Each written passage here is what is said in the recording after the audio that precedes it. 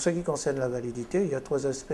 Le premier aspect, c'est que ce sont les parties qui décident du champ d'application de leur accord. Donc ça peut être un accord de branche, un accord d'entreprise ou un accord interprofessionnel. Donc là, on est resté sur un accord interprofessionnel. Les deux parties sont d'accord sur ce type d'accord interprofessionnel. Donc là-dessus, il n'y a pas de problème.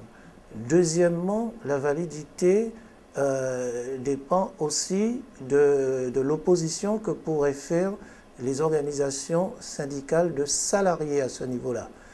Donc, alors, il y a une procédure qui est prévue. Avant le dépôt de l'accord, on doit communiquer aux organisations syndicales de salariés qui n'ont pas signé l'accord, le texte de l'accord, de manière à ce que, éventuellement, elles peuvent faire valoir leur droit d'opposition dans un délai de 15 jours à compter de la signature de l'accord. À partir de là, l'accord est déposé au ministère du Travail, puisque c'est un accord interprofessionnel. Il n'est pas déposé à la direction du travail de la Guadeloupe. Troisième chose, cet accord va s'appliquer aux entreprises qui sont affiliées ou aux organisations professionnelles qui sont affiliées aux organisations d'employeurs signataires de l'accord. Donc voilà pour ce premier aspect de la validité de l'accord. Ensuite, se posera le problème des organisations professionnelles, notamment, qui n'ont pas signé l'accord, même aussi des organisations syndicales qui n'auraient pas signé. Alors, il y a deux possibilités. Soit, du fait de l'extension de l'accord, cet accord va s'appliquer obligatoirement à tout le monde. Donc, la procédure d'extension est une procédure relativement simple. Les parties signataires peuvent demander l'extension au ministère. À ce moment-là, à la réception de la demande d'extension, le ministère publie un avis de façon à ce que les personnes intéressées puissent faire valoir leurs observations ou leur opposition à l'extension de cet accord. Cet avis donne un délai de 15 jours à ces personnes intéressées ou organisations intéressées pour faire valoir leur droit d'opposition.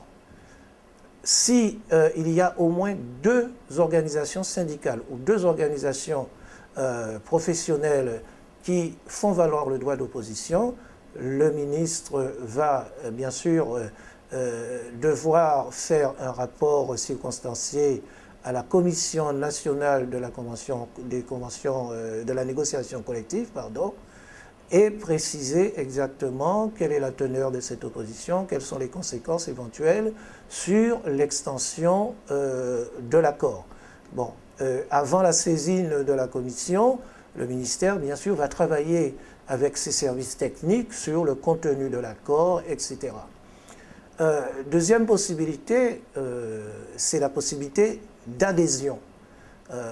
L'adhésion est ouverte à toute organisation professionnelle qui n'ont pas signé dans un premier temps, à toute association d'employeurs ou à tout employeur pris individuellement. Alors cette procédure d'adhésion, là aussi c'est une procédure relativement simple. L'organisation professionnelle ou l'entreprise qui veut adhérer à cet accord doit notifier cette demande d'adhésion aux organisations qui ont signé l'accord initial. Ensuite, cet organisme ou cette entreprise doit aussi notifier son adhésion au ministère à l'endroit où l'accord a été déposé.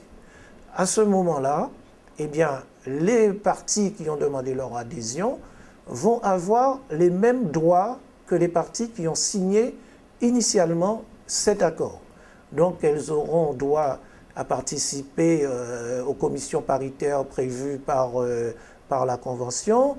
Elles auront droit à bénéficier de tous les éléments prévus par la Convention interprofessionnelle, l'accord interprofessionnel, et notamment le bénéfice des exonérations en cas de paiement du bonus prévu par l'accord.